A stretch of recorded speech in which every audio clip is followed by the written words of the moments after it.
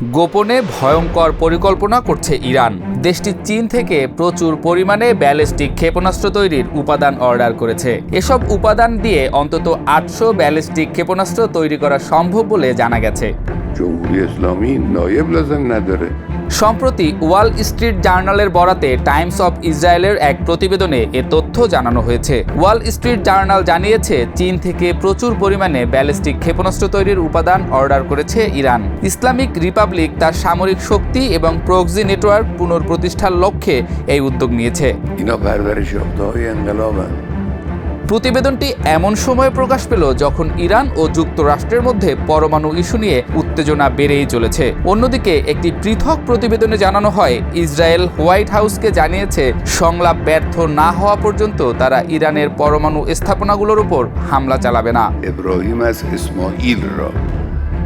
Wall Street জার্নালের প্রতিবেদনে লেনদেনের সঙ্গে সংশ্লিষ্ট ব্যক্তিদের উদ্ধৃতি দিয়ে বলা হয়েছে, তেহরান প্রায় 800টি ক্ষেপণাস্ত্র তৈরির জন্য পর্যাপ্ত অ্যামোনিয়াম পারক্লোরেট অর্ডার করেছে, যা সলিড ফুয়েল ক্ষেপণাস্ত্র উৎপাদনে ব্যবহৃত হয়। এই উপাদানগুলো আগামী মাসগুলোতে ইরানে পৌঁছানোর কথা রয়েছে। এই ঈদে জামা জুতো অ্যাক্সেসরিজের ডিসকাউন্ট।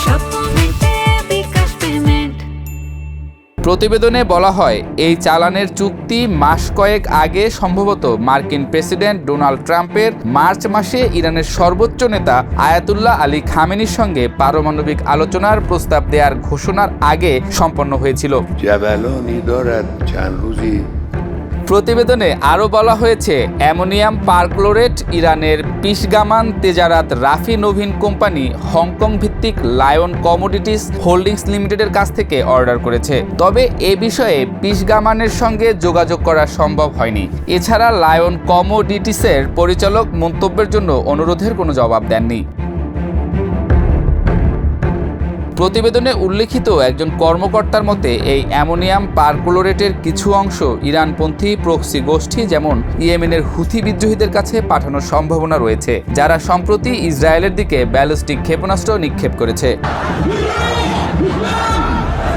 টাইমস অফ ইসরায়েল জানিয়েছে, উপাদানের বেশিরভাগ অংশ ইরানে থাকবে বলে জানা গেছে, কারণ দেশটি গত অক্টোবরে ইসরায়েলে হামলায় ক্ষতিগ্রস্ত ক্ষেপণাস্ত্র উৎপাদন কারখানা মেরামতের কাজ করছে। ইসরায়েলের এই হামলা ইরানের দ্বিতীয় সরাসরি আক্রমণের জবাবে হয়েছিল, যা তার আগের ক্ষেপণাস্ত্র ও ড্রোন হামলার 6 মাস পরে সংঘটিত হয়। ওয়াল স্ট্রিট জার্নাল জানায়, ইসরায়েলের অক্টোবরের হামলার প্রায় 1 ডজন তথাকথিত প্ল্যানেটারি মিক্সার ধ্বংস হয়, যা ব্যালিস্টিক ক্ষেপণাস্ত্রের উপাদান মিশ্রিত করতে ব্যবহৃত হয়। একটি পৃথক প্রতিবেদনে বলা হয়েছে, ইসরায়েলের পরপর হামলার পর ইরান তার বিমান প্রতিরক্ষা ব্যবস্থা পুনরুজ্জীবিত করার জন্য কাজ করছে।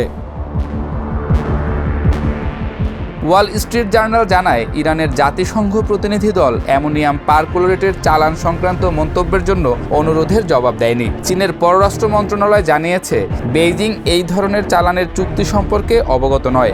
মুখপাত্র বলেন, চীনা পক্ষ সর্বদা চীনের রপ্তানি নিয়ন্ত্রণ আইন ও প্রবিধান এবং আন্তর্জাতিক বাধ্যবাধকতা অনুসারে দ্বৈত ব্যবহারযোগ্য উপকরণের উপর কঠোর নিয়ন্ত্রণ বজায় রেখেছে।